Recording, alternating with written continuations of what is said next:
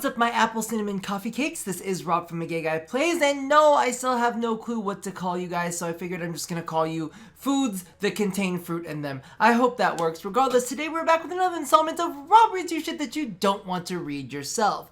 Now, if I'm gonna be completely honest with you, this Empyrean Kuva Lich Changes 27.1.0, I wasn't planning on going over because I feel like I've gone over a lot of the information in this already. However, as I was browsing through for my own entertainment, I noticed some notes that I really wanted to go ahead and point out to you guys. So let's go ahead and knock this out, and then at the very end, because as many of you guys know, Ivara Deluxe did go ahead and ship today. We'll take a quick look at that. I tossed a quick look together, nothing amazing, definitely not a final look, but something that's a little bit more palatable than a default. So without ado, let's go ahead and take a look at the Ginger Ninja herself, Miss D. Megan. She brings us Empyrean Kuva Lich Changes 27.1.0. So we have 2020 Kuva Vision. The birth of the very first Kuva Lich came out over 3 months ago, October 31st, 2019. A copious amount of additions, changes, and fixes have been made in these 3 months, each one of them touching the surface of feedback but not reaching all the way into the depths. Today that changes. So let's fuck off with the rest of that paragraph. Let's get into the meaty changes, shall we? The Kuva larvaling who lived. Starting from the very beginning of Kuva Lich conception brings to us Kuva larvalings. Kuva larvalings will now play a key role in determining the future relationship with your Kuva Lich. A downed larvaling will now display an icon of the Kuva weapon that is birthed Kuva Lich will possess. This allows players to decide upfront if they want to pursue that weapon by finishing the downed Kuva larvaling or ignore and attempt another Lich. The Kuva larvaling will be in this down state for a maximum of 30 seconds before it perishes. As an added benefit to completing the mission, even if you choose not to kill the Kuva larvaling, a downed Kuva larvaling will grant 100 Kuva at the end of mission, which is scraps. Let's be honest, that's just utter scraps. Breaking your back for knowledge, and as you can see, here's an image of what you're going to see when you hover over the downed larvaling. Next up, we have breaking your back for knowledge. The first time my Kuva Lich cracked my back like celery, I knew I'd have to settle the score. But over time, and 100 back cracks and deaths later, Parazon Requiem attempts started only to feel overly negative. To alleviate some of the back pain, we prioritized knowledge over chiropractic methods. I agree. Your Kuva Lich will no longer kill you when you fail a Requiem guess, nor will they attempt to break your back. The Parazon stabbing animation will play, but the UI will show whether it was a success or failure. Upon receiving a Requiem fail, your Kuva Lich will laugh at you and leave, leaving your back and dignity intact, but your face very moist from all of the saliva they've laughed at you with. Valens Fusion. This one is where things get a little bit interesting, and I liked some of the clarity that they gave us on this one. First introduced in 26.06, Valens Transfer, now retitled Valens Fusion for clarity, was designed to address owning duplicate Kuva weapons with different unique innate damage bonuses, giving you the ability to replace a Kuva weapon's innate damage bonus, plus investments like Forma, Focus, Lens, etc., with one from another Kuva weapon with a good start, but we can push this even further. Valens Fusion also boosts your Kuva weapon's innate damage bonus. For example, your Kuva comb with 25% damage can be fed to your 40% Kuva weapon to make it 44%. Your Kuva comb with 40% damage can be fed to your 25% damage weapon to make it 44%. Your Kuva comb with 25% damage can be fed into your 44% weapon to make it 48.4. It looks like it's going up in increments of 4%. So basically we see the graphic here, which is replace Toxin 33 with upgraded Toxin 47.5. This will consume the bad guns, Kuva, and is irreversible. Your Kuva weapon duplicates now offer gradual progression towards a perfect Kuva weapon, which would reflect a 60% damage value, if you choose to pursue this path. We're also looking at other places we could potentially use this mechanic, Railjack, etc. So think about all of the Railjack guns you have and see what they're going to do about fusion and possibly making those even stronger. As you can see, we've cracked a few eggs to make this omelet. We look forward to your feedback on these Kuva Lich changes. P.S. It matters which order you Valens fuse them in. The weapon that you start from, the one where you click actions, is the one that will be kept with its investments. So that's definitely a big thing to keep in mind. The weapon that you want to upgrade is the one that you click on, and then you feed everything else into it. That's the big thing that you want to make sure that you do, so that way you don't accidentally like reverse feed it and get rid of your forma and all of the other things that you've tossed on there. So this way you still get to keep all of that stuff, but you get the bonuses. Clarification on abandoning liches. We have removed the prototype for this for now because rather than not fixing the core loop and just letting a lich be banished, we intend to focus on the core loop first. I like that thought process. Comment on murmur hunting. There are some questions about murmur hunting that are outside the scope of this hotfix, but we will be reviewing in coming weeks once the above changes are settled in. So now we have the new Kuva weapons, which I'm very excited about. You can see right there we have the Kuva Hind, and then we have the Kuva Nucor, and this gives us a little bit of info on that. The Kuva Hind, this powerful Grineer burst rifle has been retrofitted to add semi-automatic and automatic fire modes. Now, I don't have it myself very clearly because this is day one, so I'm curious to see if it's going to be semi-automatic, automatic, and burst, so you'll be able to toggle through it, kind of like we did with the Tiburon Prime. And then we have the Kuva Nucor. This one I'm super excited about. A highly optimized Nucor that allows for the weapon's microwave field to hit up to 4 additional targets. So I'm wondering if it's like Kuva Nucor meets Atmos. You see what I'm saying? You see what I'm saying here? Plus the visuals on it are just really, really, really pretty. I love like the energy effects. Then we have the Kuva Brahma. This one is a new one. This Grineer bow delivers vengeance in a form of a cluster bomb-tipped arrow that can be detonated mid-air or on impact. I love it, but I also hate it, and I also fear it. I don't know how many times I'm gonna die to this weapon, but maybe I should keep count. I'm just saying. I love the discs, the little disc panels. You can't see my cursor, but I'm talking about that, so it's beautiful. Converted Kuva Liches. Converted Kuva Liches have been criticized for their lack of endurance and firepower. They don't use their abilities and leave a weak impression. Increased Kuva Lich minimum time to 2 minutes.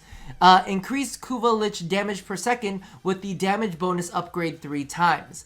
Fix converted Kuva Liches not using their abilities. So let's take a look at the general Kuva Lich changes and fixes. Double the chance of a Kuva Lich to have Vengeful Ephemera from 10% to 20%, yes. Known Requiem attempts also now appear on your Parazon upgrade screen. Oh, thank God. Oh, that's actually a really good like little UI change right there. As soon as I like let that settle in, I was like, oh, now I don't have to like go back and forth between the screens. I like it.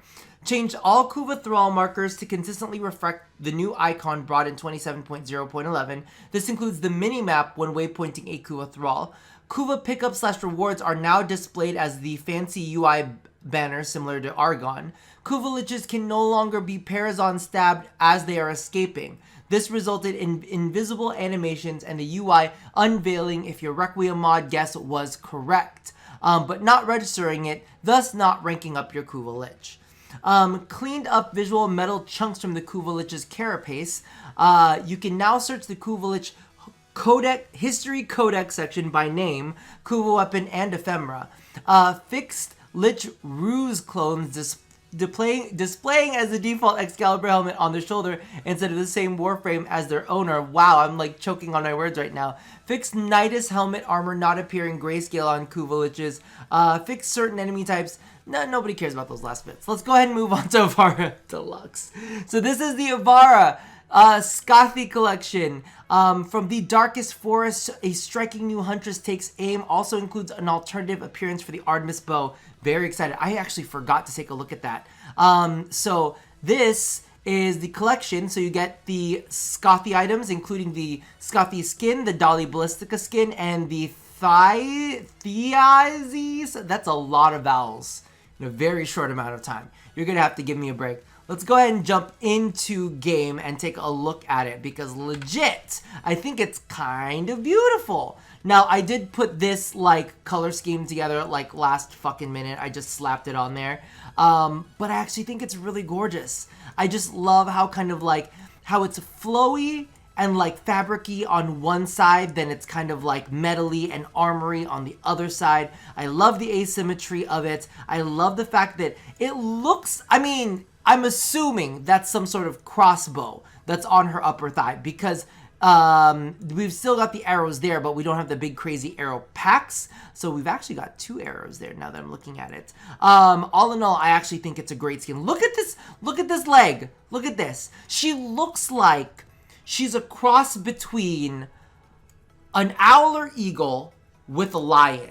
And I'm kind of into it because it's giving me Monster Hunter World vibes. And then, of course, we have the skin for the Ballistica Prime, which comes in the set, which is the Dolly Ballistica skin. Unfortunately, it is just for the Ballistica, but then again, there are no other crossbows like it that are, like, secondary, at least from what I remember. But as you can see, it actually looks pretty freaking badass. I absolutely love it. And then, of course, we have the SANDR, which, to be honest with you, tends to always be the weakest of all of the deluxe skins. I'm not saying that this is the weakest of all deluxe skins, but SANDR just aren't fantastic. They just don't seem to be great. It's kind of like this weird swishy back thing. But I will say, thank God it's not dragging on the ground, so that actually puts it above some of the other, like, fucking over-the-top SANDRs that we've had in the future. Regardless, I think it's really beautiful. I love the energy effects on it. And I have not taken a look at the Artemis bow. So let's go ahead and put on the, oh wait, I just want to see the animation real quick. Ooh, it's very pretty. I'm gonna copy Warframe colors. Oh, I like it a lot.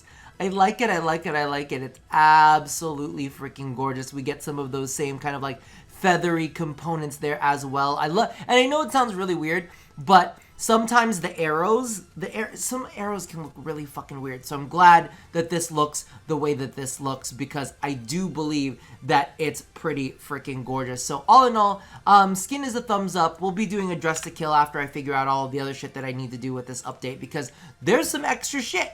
There is definitely some extra shit going on over here. So let's go ahead and jump back into the copy. Am I doing this? Yes, that's what I'm doing. So that's the deluxe collection. Then we also have the new Warframe Augments. These are all at max rank. I know they said last minute they were going to do something for Blade Fire Surge. So, or Bale Fire Surge. So I can't wait to see what that is.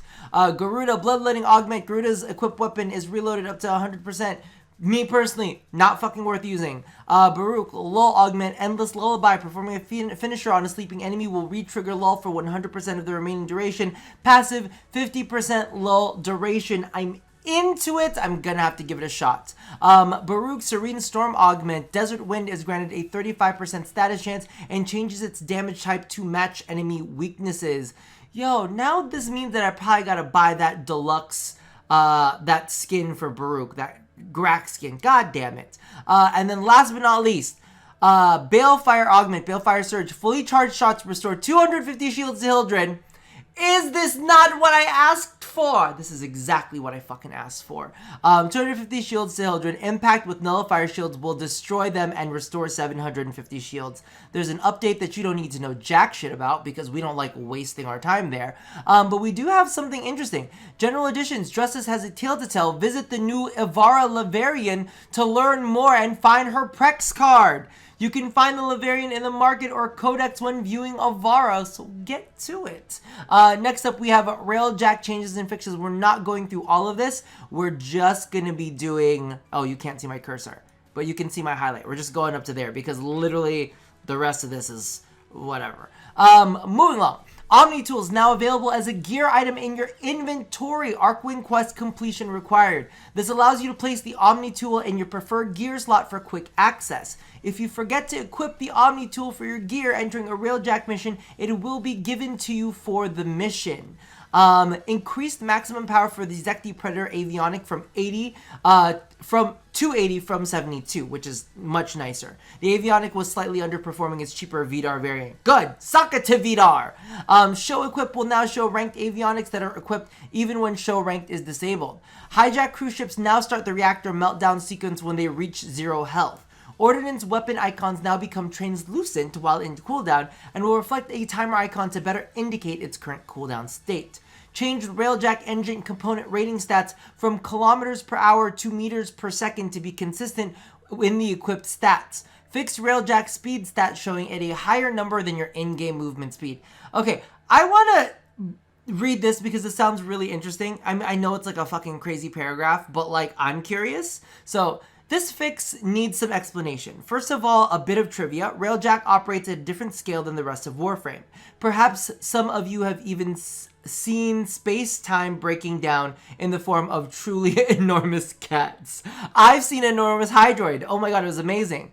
The speed that was being shown in the dry dock in your ship stats was the wrong scale and gave the numbers that were inaccurate. This also caused the bonus given by your engine displayed in kilometers per hour to be wrong. An engine might say that it gave an extra 30 kilometers per hour, but it gave far, far more than that in the stats if you did the math to convert. This has been fixed so that, number one, your stats show the correct speed for Railjack's world scale, and number two, your engines are rated in meters per second, which matches up to the stats. While it may look like your ship's speed stat in the dry dock has gone down significantly, please try flying around in missions and see how your ship handles. This only fixes how the UI reports the numbers in your stats. No change to how fast your ship actually moves is intended. If your ship doesn't fly at the meters per second shown in the stats, then it should be carefully measured and reported as a bug. Fixed Railjack forward artillery not damaging cruise ships past their engines. You should find that the forward artillery hits harder and your shot isn't wasted on just destroying cruise ship engines. Thank you. So that's something that we've definitely been running into, and we don't have borders on our ship. A lot of us, listen, I have a nice ship. My ship is it's very quaint. It's very warm. We keep it at a nice balmy, 72 degrees. It's family friendly for all ages, unless you're under 18, then it's not friendly for you. But 18 and up, it's family friendly. So I like to bring people onto my ship. However, some people don't want to leave my ship because it's so warm and cozy. We have great comforters there. And basically what happens is, I will fire the fucking forward artillery like numerous times, and sometimes it'll just register as 0. And we've seen it's just a little gray 0, and I'm like, fuck you. Or sometimes it'll hit an engine, I'm like, fuck you. And then all of a sudden, I'll hit the ship, and I'm like, this is my last ammo, kill the ship. We hit the ship, and then all of a sudden, it's still got a sliver of health up. I'm like, you bitch. Anyway, that's my story for the day, but I'm so happy that we're getting a little bit more in there. Fixed cruise ships not recovering after being disabled by your Railjack guns, and then fixed hosts being able to use navigation before the mission is complete, and client's inability to use navigation at all when launched from the dry dock. So for clarification, the correct functionality is the host and client can use Railjack navigation after mission complete, but neither can use navigation before the mission is complete. So keep that in mind if you want to cancel a mission straight out the gate because anomalies don't want to show up sometimes in the right places. You can just go ahead. You'll have to hit abort mission instead of navigating back to it. So definitely keep that in mind. Now, if you want to go ahead and take a look at any of these other things, these are just like pretty lights and shit, and I just don't generally care about a lot of this. What do you call this? Wait, I do need to give this something. Melee attacks are no longer able to be triggered by holding E. They again live exclusively on alt fire. Okay. The loss of melee combo counter feedback due to spamming melee drove vast amounts of requests for melee heavy attack not to be holding by E. A toggle for melee heavy attacks is not in the cards. Thus, melee heavy attacks are now essentially brought back to its original mechanic of having to use alt fire. That is pretty important. So definitely keep that in mind. I think everything else should be good. We're good. If you want to see any of that, make sure you go ahead and follow the link in the description box below to the original article. I've got a lot of things to do. I don't know if they're going to be here in Warframe, but somewhere. Regardless, that's gonna do it for me for now. Let me know which of the weapons you're most excited about. Wow, Rob can't talk today. I really want that. Like, listen, the bow, it looks dope and all, but at the same time, that Kuva new core, that's really what's getting me roasty toasty.